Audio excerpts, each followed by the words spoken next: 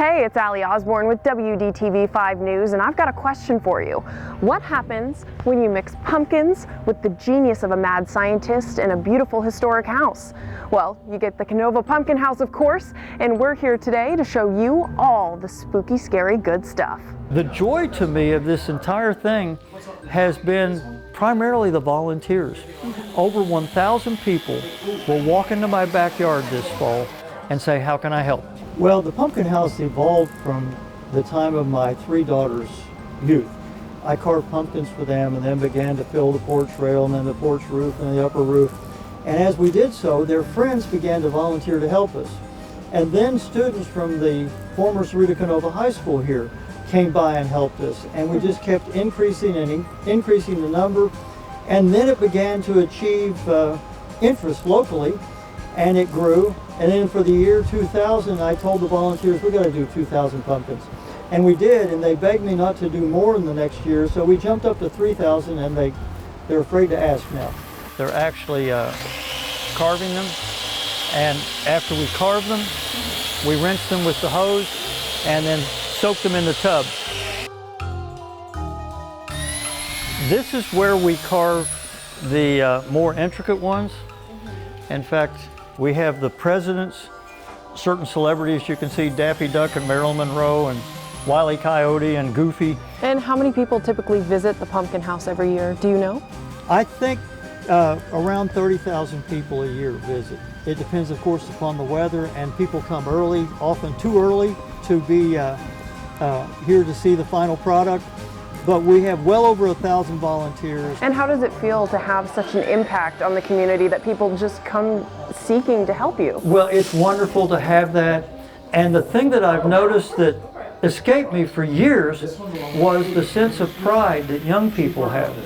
Often a child, 6, 7 years old, will come, scoop pumpkins here, and then go out front with their parents when it's done, recognize the pumpkin that they scooped, and say, "I did that one."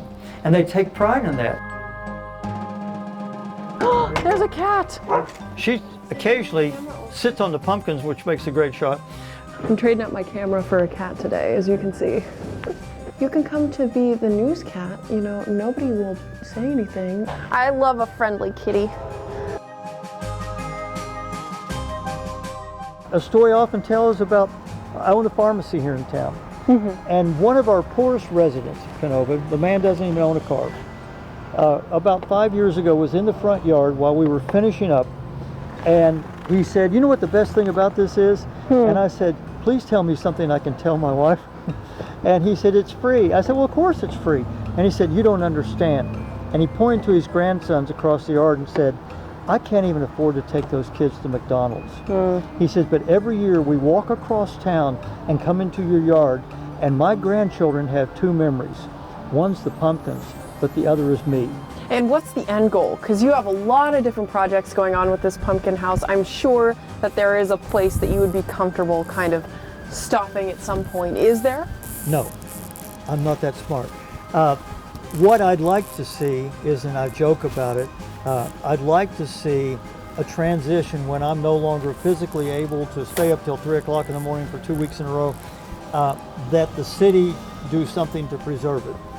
The house is a perfect setting for it because it's an old Victorian home, but I would really like to see this expand all across the state to get high school students from across the state to come, not just to volunteer, but to enter pumpkins in our contests, be part of the celebration, to engage young farming students and students of all of art to be part of something that really promotes West Virginia.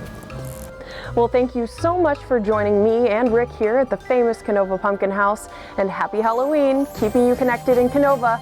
I'm Osborne for 5 News.